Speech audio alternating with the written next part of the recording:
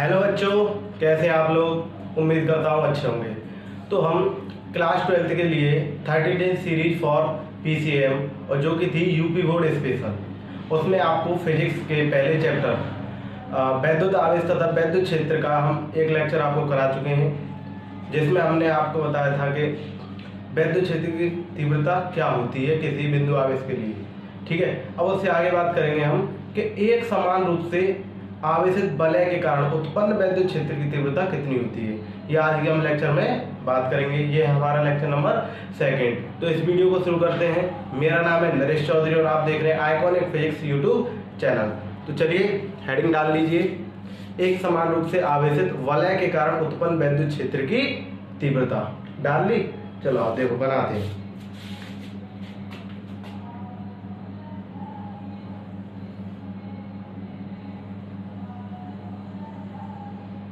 वलय का मतलब रिंग से है, रिंग। ठीक है, अंगूठी पहनते हैं ना आप सभी, पहनी होगी कभी न कभी, तो किसी ने तो पहना ही होगी, वही।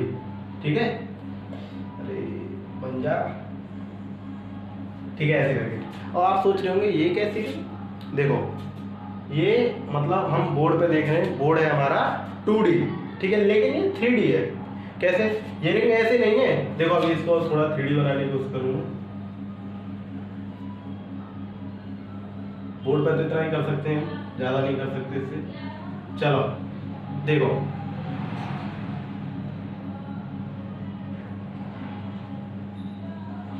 ये ऐसे करके देखो, मैं बताऊं, ये ऐसे नहीं है, ये कुछ ऐसे करके है। अब मैं आपको ऐसे दिखा रहा हूँ सामने से, ऐसे नहीं है, ये ऐसे है, ऐसे करके।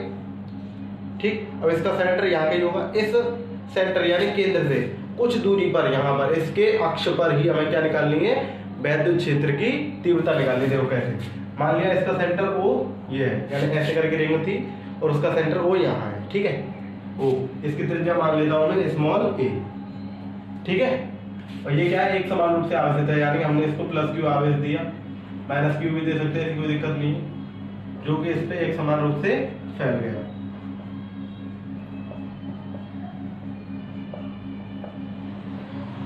ठीक, अब मैं क्या कह रहा हूं, इसके केंद्र O से ऐसे करके, इसका केंद्र O यहाँ, उससे स्मॉल r दूरी पर, कितनी दूरी पर, स्मॉल r दूरी पर, या मैं दूरी को नाम दे दूं x, कोई दिक्कत नहीं। स्मॉल x दूरी पर बिंदु P पर हमें क्या निकालनी है, वैद्युत क्षेत्र की तीव्रता निकालनी है। बस ये हमारा क्वेश्चन समझ में आया। रिंग ऐसे करके, त्रिज्या a है इसकी, सेंटर ये, इससे स्मॉल x दूरी पर कोई बिंदु P यहाँ पर है। हमें यहाँ पे क्या निकालना है, इस पूरी रिंग के कारण क्या निकालना है, हमें वैद्युत क्षेत्र की तीव्रता। ठीक है, अब देखो, ऐसा हमारे पास कोई नियम नहीं है कि हम इतनी बड़ी रिंग के कारण वहां बिंदु P पर वैद्युत क्षेत्र की तीव्रता निकाल सकेंगे। लेकिन कूलाम का नियम क्या कहता था हमसे, किसी बिंदु आवेश, यानी हम इस पूरे चैप्टर में किसी बिंदु आवेश के कारण ही बात करेंगे। तो मैं क्या करूंगा, बिंदु आवेश तो नहीं है हमारे पास, पूरी रिंग है, तो मैं क्या करूंगा, इस रिंग को छोटे छोटे कई टुकड़ों में काट दूंगा, ऐसे करके बहुत सारे। ठीक है, जितने चाहे उतने इन्फिनिटी। ठीक है, ऐसे करके काट दिया हमने। सपोज दैट ये कोई टुकड़ा है AB, ठीक है, इस पे आवेश कितना है, dq। ठीक है, पूरे पे आवेश q, छोटा सा हिस्सा लिया है इसका, अल्पखंड लिया है, तो इस पे आवेश कितना हो गया, dq। ठीक है, अब इससे पहले इसके कारण निकाल लेंगे, फिर ऐसे इसमें बहुत सारे छोटे छोटे dq के कारण निकालेंगे और उन सभी को क्या कर देंगे, हम जोड़ देंगे, तो इस पूरी वलय के कारण आ जाएगा। आएगा नहीं आएगा। तो मैंने इससे इस बिंदु पर निकाला, सबसे पहले आवेश छोटा सा है, तो इस बिंदु पर वैद्युत क्षेत्र भी छोटा ही निकल के आएगा, dE। ठीक है, वैद्युत क्षेत्र कह लो या वैद्युत क्षेत्र की कह लो, कोई दिक्कत नहीं। यहाँ से यहाँ तक की दूरी मैंने मान ली r। ठीक है, इस एंगल को क्या मान लिया मैंने, थीटा फिलहाल के लिए। त्रिभुज सा बन रहा है, ये 90 डिग्री हो गया है, दिखाई दे रहा होगा तुमको, ऐसे इसको मैंने थीटा मान लिया। अब एक बात बताओ, इसको मैं यहाँ पे लिख देता हूँ। ठीक है, कोई दिक्कत नहीं। अब इसमें एक के कारण निकालना थोड़ा मुश्किल है, तो मैं क्या करता हूँ, और कुछ ले लेता हूँ, एक आध अल्पखंड और इसका, जैसे ये है A', B'। ठीक है, ऐसे करके इससे भी मैंने क्या निकाला, इस बिंदु पे क्या निकाला, सॉरी, इस बिंदु पे क्या निकाला हमने, DE।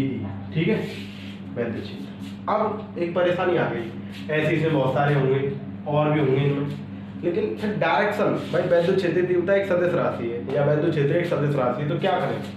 डायरेक्शन के लिए क्या करते हैं, हम 11वीं क्लास में पढ़ चुके हैं, नहीं पढ़ा कोई दिक्कत नहीं। जब हमें डायरेक्शन नहीं मिल पाती तो हम क्या करते हैं, इनके घटक करते हैं। जैसे देखो ऐसे करके इसको मिलाऊं तो ये भी ए और ये 90, तो ये भी एंगल थीटा। तो देखो अगर मैं इसके दो घटक करना चाहूँ, एक क्षैतिज घटक एक ऊर्ध्वाधर घटक, ठीक है, ऐसे इसके घटक करना चाहूँ, एक क्षैतिज घटक एक ऊर्ध्वाधर घटक, तो देखो ये एंगल थीटा है तो ये एंगल भी थीटा हो गया, ऐसे ये एंगल थीटा है तो हमारा ये एंगल भी थीटा हो गया।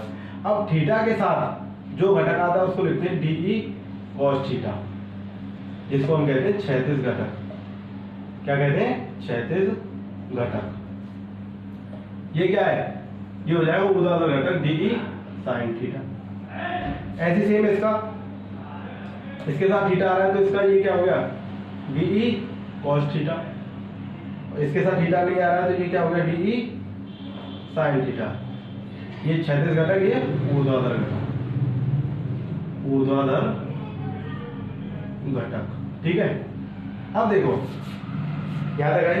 चलो पहले हम निकाल लेते हैं इस डी क्यू आवेश के कारण बिंदु पी पर उत्पन्न अल्प वैद्युत क्षेत्र की तीव्रता, ठीक है। चलो डी क्यू आवेश के कारण बिंदु पी पर उत्पन्न वैद्युत क्षेत्र की तीव्रता, तो क्या हो जाएगा? अल्प आवेश है तो अल्पी वैद्युत क्षेत्र तीव्रता होगी डी। क्या होगा? 1/4 पाई एप्सिलॉन नॉट के, या Q अपॉन R स्क्वायर होता था याद, लेकिन Q क्या है? डी। Q क्या लगा देंगे? डी, क्योंकि अल्पखंड है, ठीक है। D Q upon R square, कोई दिक्कत नहीं। यहाँ से यहाँ तक की दूरी लेते नहीं लेते, ठीक है। ये तो आ गया भाई साहब एक अल्पखंड के कारण। इसमें बहुत सारे अल्पखंड होंगे ऐसे ऐसे छोटे छोटे, उन सभी के कारण निकालने के लिए ही हमने क्या किया, ये घटक किए, जिससे क्या दिखाई दे रहा है? देखो ये ऊर्ध्वाधर घटक डी साइन थीटा, ये भी ऊर्ध्वाधर घटक डी साइन थीटा।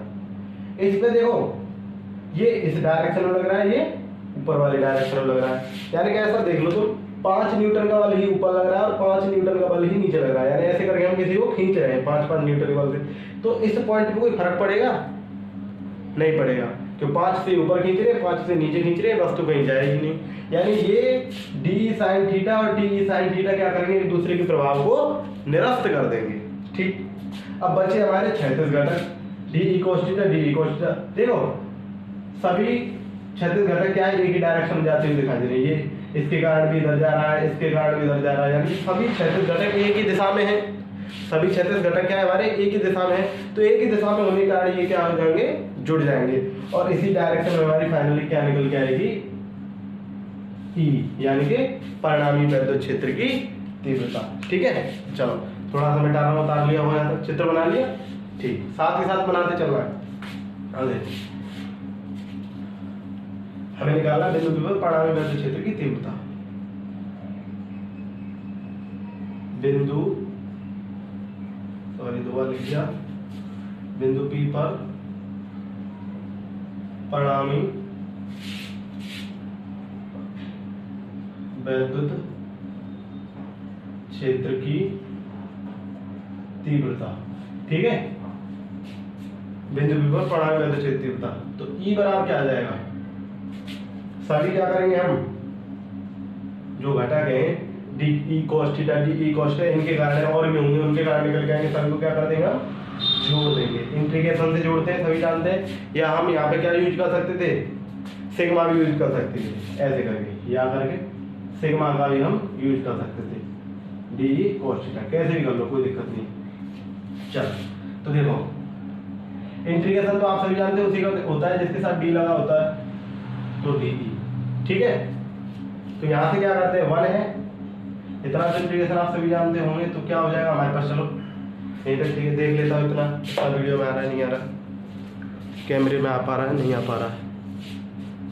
चलो यहाँ तक तो आ गया, यहाँ तक उतारिए फटाफट।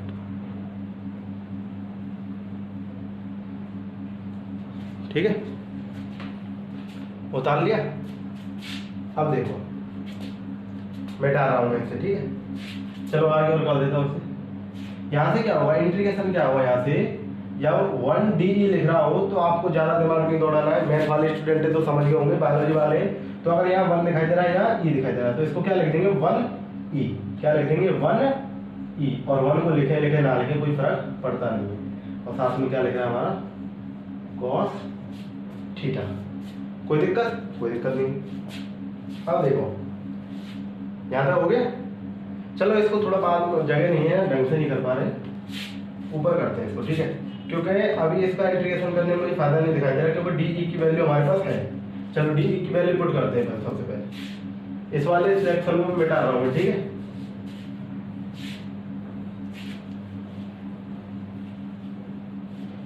चलो यहाँ से थोड़ी मिस्टेक होगी, यहाँ DE की वैल्यू रखते हैं सबसे पहले, क्योंकि E हो जाएगा तो E से कट जाएगा, गलत हो जाएगा फिर cos थीटा। DE की वैल्यू क्या निकल के आई थी, अभी भी निकल के आई थी 1/4 पाई एप्सिलॉन नॉट के, यही निकल के आई थी, ठीक है। वो थोड़ा मिस्टेक हो गया, ये निकल के आई थी। हम सब जानते हैं इंटीग्रेशन उसी का होता है जिसके साथ डी हो, तो इस पूरे वाली वैल्यू को कांस्टेंट समझ के बाहर ले लेते हैं, ठीक है।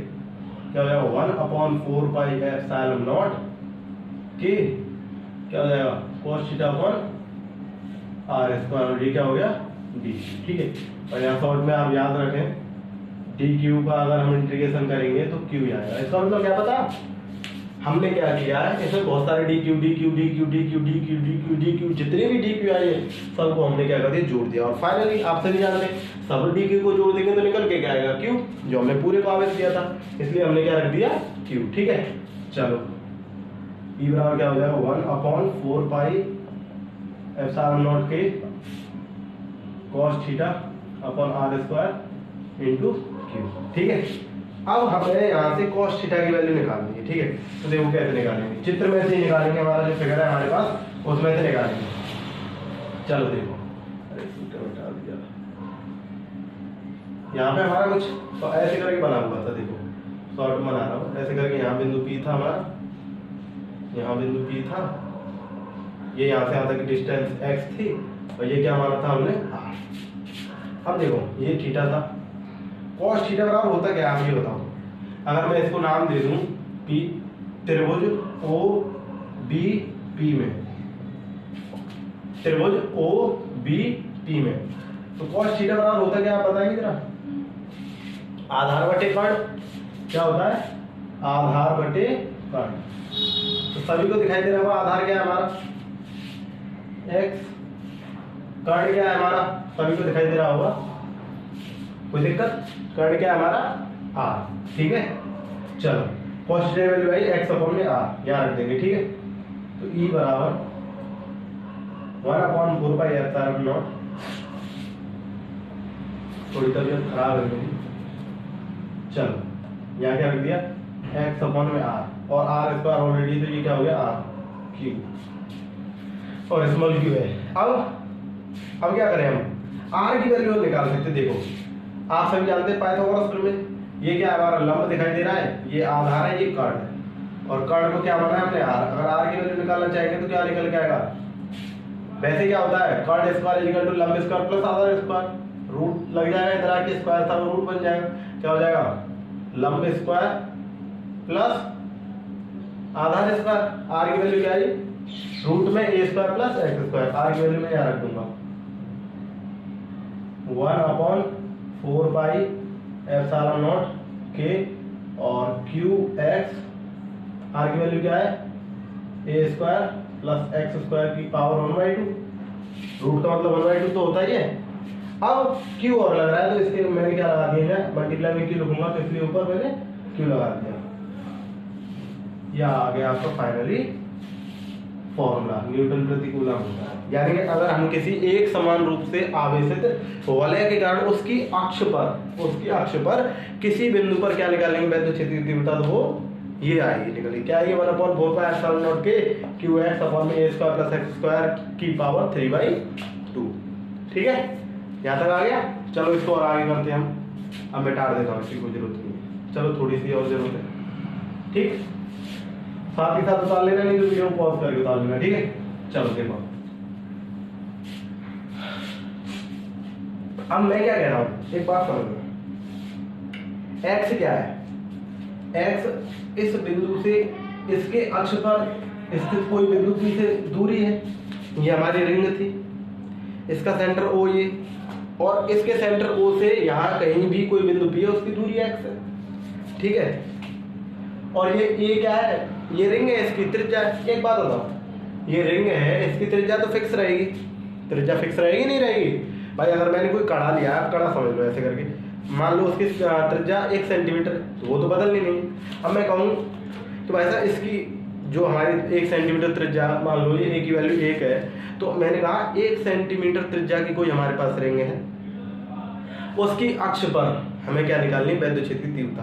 तो अक्ष का मतलब क्या है, ये रिंग हो गई और इसके सेंटर से कितनी भी दूरी हो सकती है अक्ष का मतलब, यानी ये तो फिक्स वैल्यू है एक, क्या अगर एक बार हमने दे दी तो दे दी, लेकिन इसको तुम कितनी बढ़ा सकते हैं। सपोज यहाँ पे एक रिंग रखी हुई है, ऐसे करके मैं कह रहा हूँ 5 किलोमीटर दूर, इसके केंद्र से इसकी अक्ष पर 5 किलोमीटर दूर क्या निकालो, वैद्युत क्षेत्र तीव्रता निकालनी, तो वहां भी पड़ेगी, थोड़ी कम हो जाएगी, कोई दिक्कत नहीं। यानी मैं कहना क्या चाह रहा हूँ कि ये दूरी क्या है, यदि x much greater than a हो, यानी ये वाली दूरी बहुत बहुत बहुत ज्यादा हो, ठीक है, तो होगा क्या, जो a है टेंड्स टू 0 के बराबर हो जाएगी। इसका मतलब क्या है भाई, अगर ये 1 सेंटीमीटर है और ये इसको मैं 1 किलोमीटर ले लूं, मान के चलना, अगर मैं कह रहा हूँ x बहुत ज्यादा है a से, एग्जाम्पल के रूप में मैंने ले लिया x ले लिया 1 किलोमीटर और ये हमारे 1 सेंटीमीटर, तो 1 किलोमीटर क्या 1 सेंटीमीटर की कोई औकात नहीं होती, वो लमसम 0 जैसा ही मानेंगे उसको, ठीक है। तो यानी अगर x much greater than a हो, तब क्या होगा, a टेंड्स टू 0, यानी जहां ये दिखाई दे रही है वहां हम क्या रख देंगे 0, तो क्या आएगा 1/4 pi epsilon not k q x, ये तो हो गया 0, क्या बचा x स्क्वायर और पावर क्या थी इसकी 3/2, इससे ये कट गया 1/4 pi epsilon not k q x upon x Q,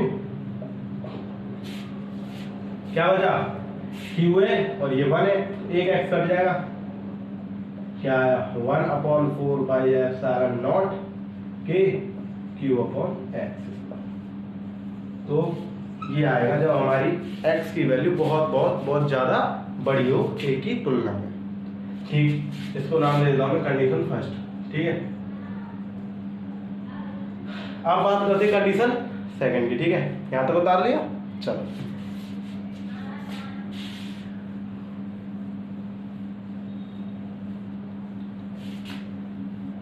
देखो बात करता हूं मैं कंडीशन सेकंड। अब कंडीशन सेकंड में क्या है, कंडीशन सेकंड में ये है कि मैं क्या कह रहा हूं, अब जो बिंदु P था ना, वो बिंदु P कहाँ है, मैं कहीं नहीं ले जा रहा उसे, मैं बिंदु P को इसके केंद्र पर ही ला रहा हूं। बिंदु P को कहाँ लेके आ रहा हूं मैं, इसके केंद्र पर ही लेके आ रहा हूं। यानी मैं ये लिखना चाह रहा हूं, यदि बिंदु P वलय के केंद्र O पर ही स्थित हो, ठीक है। अब जो हमारा बिंदु P है वो कहाँ है, वलय के केंद्र पर ही है, ठीक है। अब वलय के केंद्र का मतलब क्या हुआ, x क्या थी हमारी, के जो केंद्र O है उससे किसी भी बिंदु P की दूरी x थी हमारी। अब मैं क्या कह रहा हूँ, बिंदु P और O एक ही है, यानी जहां बिंदु O था वहीं आके बिंदु P रख गया। अब बताओ x की वैल्यू कितनी होगी, 0 नहीं होगी भाई। अब बताओ बिंदु P और O यही है, O और O के बीच की दूरी क्या निकाल पाएंगे, 0, यानी O पे ही P आ गया तो O से P की दूरी 0 हो गई, यानी x की वैल्यू कितनी हो गई 0। अब जो फॉर्मूला था उस पर रखेंगे, क्या था हमारा फॉर्मूला, E बराबर 1/4 pi epsilon not k qx upon में a square plus x square की पावर 3/2, ये फॉर्मूला था हमारा। अब मैंने क्या कहा, x की वैल्यू 0 रख दो। अगर मैं यहाँ x की वैल्यू 0 रखूंगा तो ये पूरा टर्म क्या हो जाएगा, ये पूरा टर्म क्या हो जाएगा 0, क्या समझे इससे? यानी कि किसी भी एक समान रूप से आवेशित वलय के केंद्र पर वैद्युत क्षेत्र की तीव्रता, या मैं कहूँ वैद्युत क्षेत्र क्या होता है, 0 होता है। ये रही हमारी रिंग, ये रही हमारी रिंग और ये रहा उसका केंद्र। आपसे कहेंगे एक समान रूप से आवेशित रिंग या वलय के केंद्र पर उत्पन्न वैद्युत क्षेत्र बताइए, तो क्या बताएंगे आप? 0, शून्य, कुछ नहीं। ठीक है, उतार लीजिए फटाफट।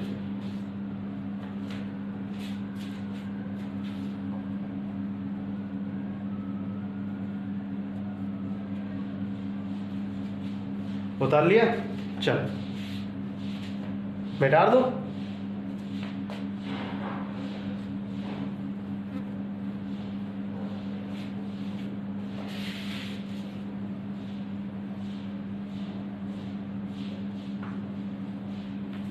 समझ में आ रहा?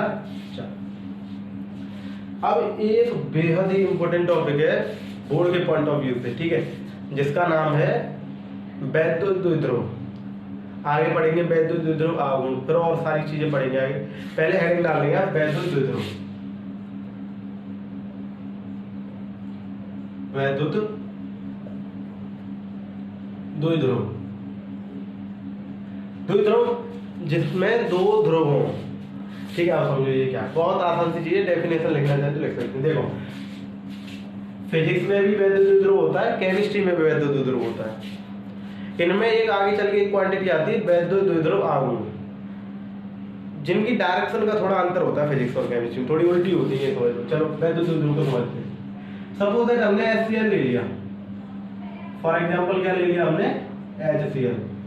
केमिस्ट्री के अकॉर्डिंग देखें तो ये कुछ ऐसा होगा, H पॉजिटिव और Cl नेगेटिव। ठीक है, आप सभी जानते हैं कि जो दो परमाणु होते हैं उनके मध्य में क्या लग रहा है? अंतरा आणविक आकर्षण बल। तो इनके बीच में ही रहेगा, ये पॉजिटिव है वो नेगेटिव में आकर्षित करेंगे, तो ये एक दूसरे को क्या करते हैं? आकर्षित।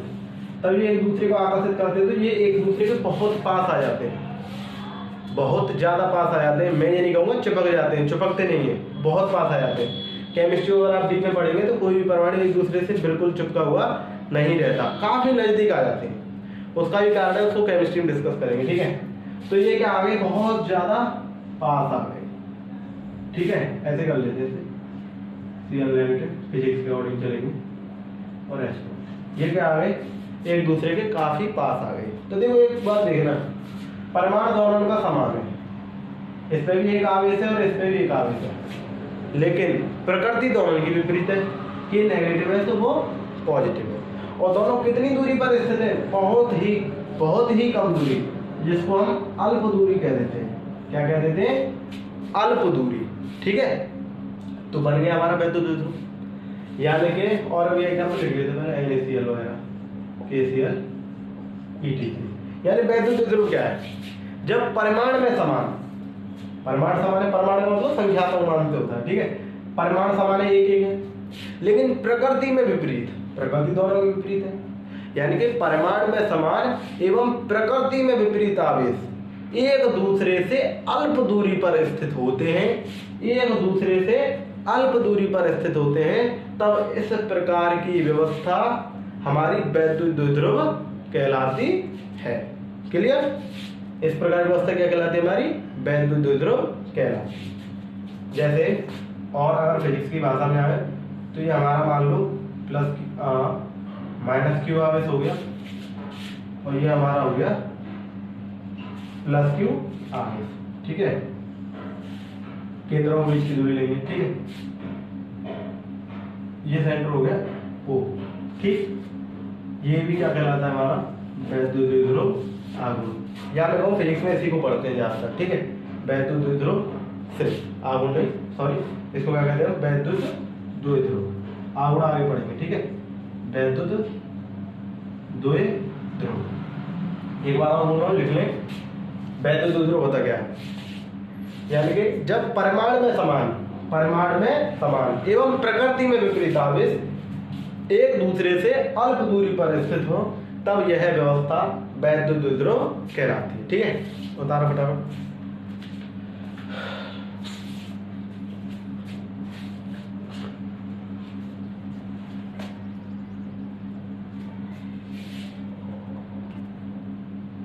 हो गया, चलो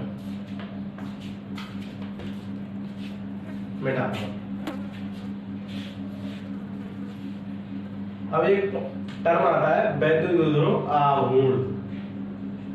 क्या आता है? वैद्युत द्विध्रुव आघूर्ण। ये क्या होता है? देखो कुछ नहीं होता, मैं बताऊं।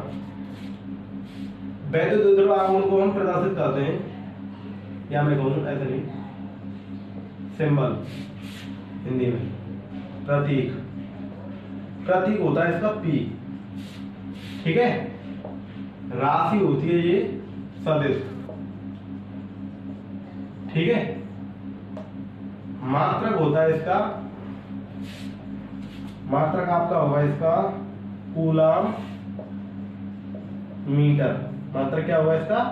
Coulomb metre. एक टॉपिक रह गया विमा, उसको मैं आगे बता रहा हूं आपको, ठीक है।